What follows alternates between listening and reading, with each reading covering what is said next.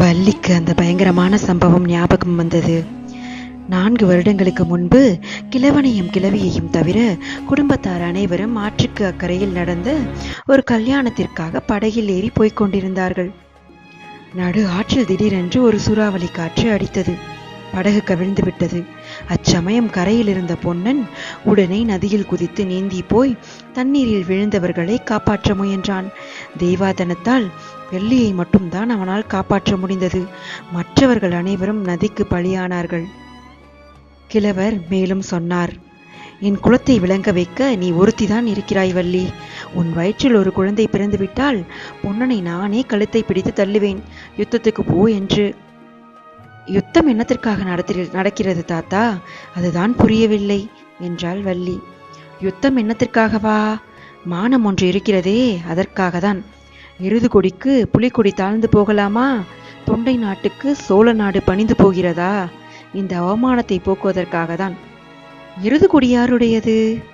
இது தெரியாதா வள்ளி உனக்கு? எருது கொடி காஞ்சி பல்லவ ராஜாவினுடையது. அது சிங்க கொடி தாத்தா. இல்லை வள்ளி, எருது கொடிதான்.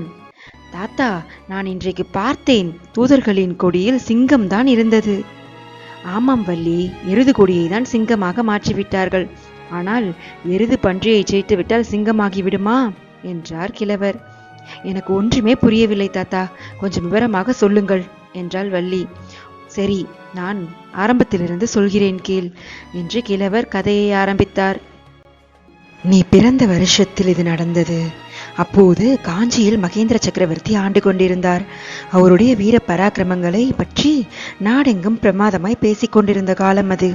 இந்த உறையூருக்கும் ஒருமுறை அவர் வந்திருந்தார். அவர் விஜயத்தின் ஞாபகார்த்தமாக தான் நமது மலையிலே கூட அவருடைய சிலை அமர்ந்திருக்கிறது. இப்படி இருக்கும் சமயத்தில் வடக்கே இருந்து வாதாபியின் அரசன் புலிகேசி என்பவன் பெரிய படையை திரட்டி கொண்டு தென்னாட்டின் மேல் படையெடுத்து வந்தான். சமுத்திரம் பொங்கி வருவது போல் வந்த அந்த சைன்யத்துடன் யுத்த களத்தில் நின்று போர் செய்ய மகேந்திர சக்கரவர்த்திக்கு தைரியம் வரவில்லை. காஞ்சி கோட்டைக்குள் சைன்யத்துடன் பதுங்கிக் கொண்டார். கோட்டையை கொஞ்ச காலம் முற்றுகையிட்டு பார்த்தான் புலிகேசி. ஆனால் அதில் பயனில்லை என்று கண்டு தெற்கு திசையை நோக்கி வந்தான். நமது கொள்ளிடத்தின் அக்கறைக்கு வந்து விட்டான்.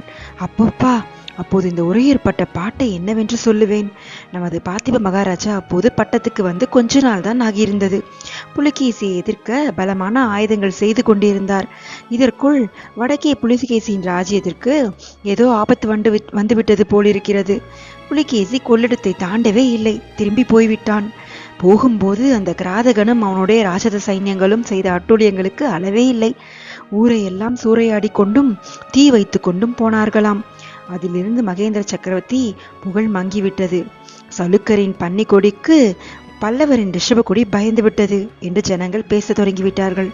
இந்த அவமானத்திற்கு பிறகு மகேந்திர சக்கரவர்த்தி அதிக நாள் உயிரோடு இருக்கவில்லை. அவருக்கு பிறகு நரசிம்ம சக்கரவர்த்தி பட்டத்துக்கு வந்தார்.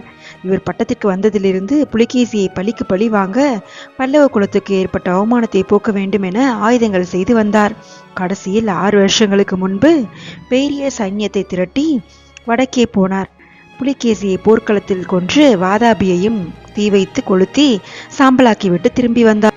இந்த பெரிய வெற்றியின் ஞாபகார்த்தமாக பல்லவர்களின் ரிஷப கொடியை நரசிம்ம சக்கரவர்த்தி சிங்க கொடியாக மாற்றிவிட்டார். அவர் திரும்பி வந்து இப்போது 1 மாதம்தான் ஆகிறது வள்ளி. அதற்குள்ளே இத்தனை நேரமும் கவனமாய் கேட்டுக்கொண்டிருந்தவள், அப்பேற்பட்ட சக்கரவர்த்தியுடன் நமது மகாராஜா எதற்காக யுத்தம் செய்ய போகிறார் தாத்தா? அவருடன் சிநேகமாயிருந்தால் என்ன என்று கேட்டாள். அடி பைத்தியக்காரி என்று கிழவன் மறுமுறை சொல்ல ஆரம்பித்தான். அப்போது வீதியில் குதிரை வரும் சத்தம் கேட்டது. அந்த வீட்டு வாசலிலே தான் வந்து நின்றது. வீரபத்ர ஆச்சாரி என்று யாரோ அதிகாரமான குரலில் கூப்பிட்டார்கள். உடனே கிழவன், அந்த சண்டாளன் மாரப்ப பூபதி வந்து விட்டான். வள்ளி, நீ அவன் கண்ணில் படக்கூடாது. சமையற்கட்டுக்குள் போ. அவன் தொலைந்ததும் உன்னை கூப்பிடுகிறேன் என்றார். மீண்டும் சந்திப்போம் அடுத்த பார்த்திபன் கனவில்.